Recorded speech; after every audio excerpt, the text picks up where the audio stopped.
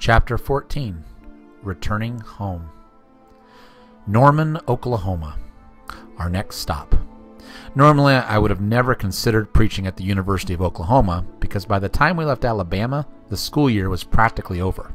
In fact, the U of O was already in its finals weeks, which is always a very difficult time of year to draw a crowd due to the pressure of exams on the students. However, some friends of the Arkansas congregation we had visited, who also happened to attend Monte Judah's Messianic congregation, invited us to stay with them for a week. Free food and lodging meant that Yah definitely wanted us on that university. Driving up a long, dusty road that led onto a small farm, we admired the quiet beauty of rural Oklahoma. Our hosts, an elderly couple in their mid-70s, met us on their driveway. As we made our introductions and settled down for some coffee in their modest living room, the husband began to share an insight that still carries with me to this day. "Daniel, remember how the Messiah said that as long as I remain with you, the light is with you? However, when I depart, then the darkness comes when no man can work?" I nodded. "Well, think of Yahshua as the sun. When he came the first time, the sun was setting. The light would be all the signs and miracles he did. And in the book of Acts, the sun was continuing to set, but you still have light, signs, and miracles as that sun is setting. Eventually the sun is completely set, and all you are left with is darkness and stars in the sky. Which is why, for the past 2,000 years, you don't see the huge miracles that were done back then, but only here and there do you see miracles, just like the stars dotting a black sky." I leaned forward, gripping my coffee cup. He continued, "Now, when the Messiah returns, it will be the sun rising. But just before the sun rises, you see the dawn lighting up the eastern horizon, again filling the sky with light. This will be the mighty exploits that the saints will be doing just before his return." "Wow," I said, sipping my coffee. "I've never heard it put that way before." Our first couple of days at the University of Oklahoma were, as I expected, very difficult to draw a crowd. One morning, as we were preparing to leave for the day, I noticed this huge poster on the wall of our temporary bedroom. It was a massive tree that charted the lost tribes of Israel. However, as I began to study the poster more closely, a chill ran through my spine. I noticed that it seemed to say all black people were not from the tribes and considered Gentiles. I stepped back from the poster, shook my head, and thought maybe I was misunderstanding what was being shown. However, as I was helping to load the boys in our van, I overheard Annika telling our hosts about a young black student who had shown a great deal of interest in the Torah. The wife smiled and said, "Ah, yes, even those types of people can come into the faith." Annika and I exchanged a glance with each other as we left the house. "That poster in the bedroom we are staying in makes a lot more sense now," Annika said as we buckled our children into the van. "Yeah, I think they believe in some sort of white British Israelism, where only white people can become genuine Israelites." I felt sickened. It was bad enough that some Messianic Jewish congregations try to re-erect the wall of partition between Jew and Gentile by treating them differently, but this seemed to be a new racial twist on the whole concept. It was definitely strange fire, but we'd have to endure it for a few more days while we stayed with our hosts. As we began driving the dusty roads out of the rural farmlands and into town, I began wondering why Yah had brought us to this place. We hadn't been able to draw huge crowds. Our hosts believed some very strange and uncomfortable doctrine, and this whole week seemed to be a mistake. As I began to preach on our fourth day at the U of O, a small crowd of very vile hecklers surrounded me. They were mocking almost every scripture that came out of my mouth. "So what Messianic congregation do you guys attend?" A loud whisper from behind me surprised me. Standing in the shadow of a grove of trees, a young woman named Kimberly was desperate to get my attention, but clearly intimidated by the hecklers surrounding me. I stepped away from the crowd and motioned for my wife to join us. "I've been convicted for several months about keeping Torah, but I couldn't find a church anywhere that actually did so," she explained to us. "I know I shouldn't eat certain foods, but I'm confused on what is acceptable to eat and what is not." As she continued to relate her story, it became clear to Annika and myself that she was extremely hungry for the truth. We spent a couple of hours just talking to her one-on-one, answering all of her questions and giving her plenty of tracts to think about. After she left, I embraced my wife with joy. This whole week has been worth it just to meet Kimberly. To celebrate, we left that afternoon to eat at a local sandwich shop. "These clouds don't look friendly at all," Annika said. Dark yellow and brown slabs covered the sky, and all the wind had died. As we ate, the lights went out briefly, just a few flickers of darkness, and then everything returned to normal. We were too busy talking about Kimberly and the wonderful day we had on campus to notice anything else. But the next morning, we discovered on the news that a huge tornado had ripped through Oklahoma City. In fact, it had passed so close to the campus that the students had been evacuated early. As we drove back into town the next day, surveying the damage the tornado had wrought on various businesses, we were joyfully grateful. Yahweh had kept us completely safe through the entire experience. In fact, He had kept us so safe that we weren't even aware what had happened until the next day. I will always remember that incident as a testimony to how Yah protects His people when they are doing His will. Being in the center of His will means He will shield His own, even in the midst of the storm. On one of our last days in Oklahoma, Monte Judah had invited Anik and myself to meet with him at his office. As we walked through the glass doors and onto the plush carpet of Monte's ministry headquarters, I couldn't help but feel impressed with how successful his ministry had been. Surely if anyone could encourage us, Monte would. When we stepped into his office of oaken shelves lined with books, his broad polished desk and mahogany textured walls, Monte greeted us. He had a large beard that tumbled down his chest and spectacles on his nose that reflected the light. His voice, a deep baritone, was both commanding and welcoming. "So, I hear you guys want to join my congregation," Monte started off the conversation. I exchanged a confused look with my wife, and we both shook our heads. No, we're just traveling through." I realized somehow the communication lines had gotten crossed. "Oh, well, what are you doing?"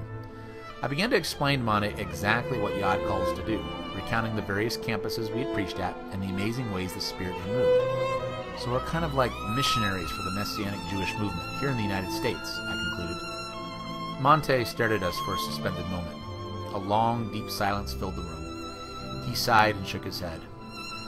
"Well, I have to tell you, as much as I admire what you're doing, there's no way you can sustain this for more than 18 months. I felt Annika tighten her hand around mine. I could feel her stiffen next to me. If this was supposed to be an encouraging meeting, it was lost on both of us. You have 2 little children, a wife. The expenses of doing something like this just not practical. As Monte went on and on about how this mission would not work, it became clear that he wanted us to settle down in Oklahoma, joining his congregation, rather than doing what Yah called us to do. This was not what we needed to hear. "Look, we should probably be going," I said as we rose from our chairs. "Well, now, hold on there. Let me give you a gift for your ministry," Monte said, cutting us a $500 check. As we left his offices, carrying armloads of his teachings, I was deeply disturbed. "I know I should feel happy about this check," I said to Annika as we climbed into the van. Annika nodded as she strapped our children into their car seats. "I know what you mean." Something very dark had wormed its way into my heart. Perhaps it had started over the past few weeks as I called Mark back at PSU and realized, despite the newsletters we were sending out to almost 100 people, that not a single dime of financial support had come in. But Monte's talk had put a very despairing thought into my mind. Maybe we weren't doing what Yah called us to do after all. As we headed north, we had planned to stop at Colorado State University in Fort Collins, Colorado. I had preached on this campus a few years ago, before I became a Messianic, and knew this was always a great place to gather a crowd. However, when we arrived at CSU, a combination of weather, finals weeks, and the growing doubt in my heart cut our mission short. The second day we preached at CSU, I had all my tracts printed and set up in 7 different stacks in front of me, as was my custom. But a violent gust of wind wound up flinging my tracts all across campus. I had to spend a few hours just trying to collect all the paper so the campus wouldn't find me for trashing the quad. Although we had some good one-on-ones with various students, an anxiety began growing in my heart. "Any donations at all yet?" I asked Mark over the phone. "No, nothing, although I have sent out a 3rd newsletter." As I shut off the phone, I realized that the $500 Monte had given us was pretty much all we had to live on other than credit cards. Our savings were completely exhausted. "I think we better get back to Portland," I told Annika. "But we're going to stay here all week," Annika reminded me. I know that's what we had planned, but we barely have any money left, and I want to make sure we can at least get back home. It became supremely ironic that though I had preached to multitudes the Torah and the words of Yahshua, I was forgetting the very key phrase that Yahshua had spoken to his disciples: "Be anxious for nothing. Therefore I say unto you, take no thought for your life, what you shall eat, or what you shall drink, nor yet for your body, what you shall put on. Is not the life more than food, and the body more than clothing?" Despite all that Yah had done for us in our journey, worried thoughts about how He'd provide for Annika and our 2 little ones crowded everything else out. And things went from bad to worse. When we arrived back in Portland, a friend of ours who attended our Messianic congregation invited us to stay with him at his house. As the familiar northwest rain greeted us and we drew near our friend's home, I began to think that at least we would have a place to stay while I tried to get my feet on the ground. Exhausted from hours of driving, we carried our children to the door of a large 2-story house. Very nice, I thought. This will be a good place to recharge and regather my thoughts. When our friend opened the door and welcomed us in, I wanted to throw up. The house was a trash dump. You could barely see the carpet through all the clothes, half-finished food, and assortment of junk. A cat pee odor tainted the air. The toilets had not been cleaned in months. The place was an absolute nightmare. Too exhausted to complain, we went to sleep that night. I remember blinking my eyes into the darkness, laying on the bed, despair filling my heart. Why, Yah? Why? Have I displeased you somehow? We have barely any money, no financial support, and now we're stuck in a place that hasn't been cleaned in years. What are you doing to us? I drifted off into a very uneasy sleep. The next morning, the glare of day only made it more apparent how utterly filthy the house was. That evening would be the midweek service at our Messianic congregation. I'm going to go tonight and see if I can find some encouragement, I told my wife. Okay, I'll stay here, maybe try to work on cleaning some of this mess, she sighed. I could tell she was not happy with our living situation. That evening, many were joyfully surprised to see that we had returned to Portland. One person after another would shake my hand and embrace me. Oh, Daniel, we got your newsletters. Every time I read them, I just shouted in joy.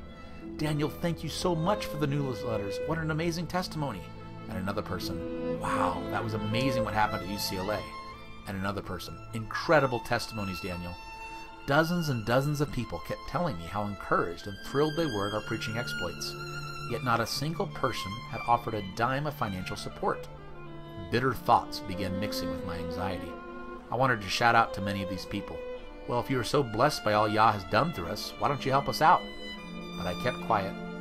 Frustrated beyond belief, I met with the pastor in his office and explained our dire financial situation.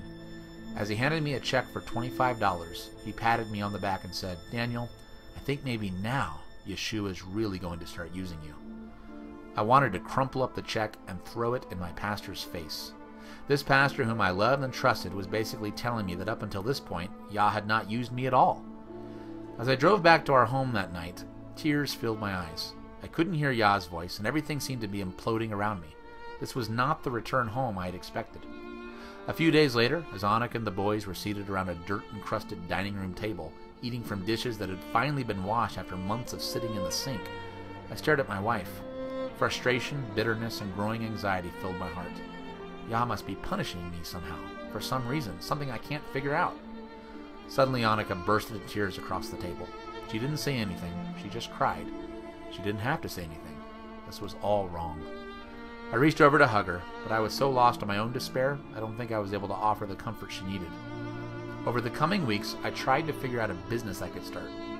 I found an online manual on how to start a window cleaning business, and I thought that might be perfect for the coming summer. But as I tried to gather supplies and figure out what to do, the stink and grime of the house was distracting me. Annika did the best she could to try and clean, but it seemed to be a losing battle. Our host was dealing with problems of his own. He had just been put in jail because his ex-wife had lured him into breaking a court order. While he was in jail, I discovered massive amounts of pornography on his computer. Disgusted, I told my wife what I had found. Honey, we have to get out of here. This place is a trash dump, physically and spiritually, and I'm afraid our children are going to get sick. How are we going to leave? We have no money. We'll use our credit cards. We can't stay here. The next day, our host was released from jail and returned home. I confronted him about the porn on his computer, and he hung his head in shame. Please pray for me, Daniel, he pleaded. As I prayed for him and his entire situation involving his ex-wife, a great peace settled over me. Later that night, Annika commented, You know, Daniel, I think he really appreciated you praying for him.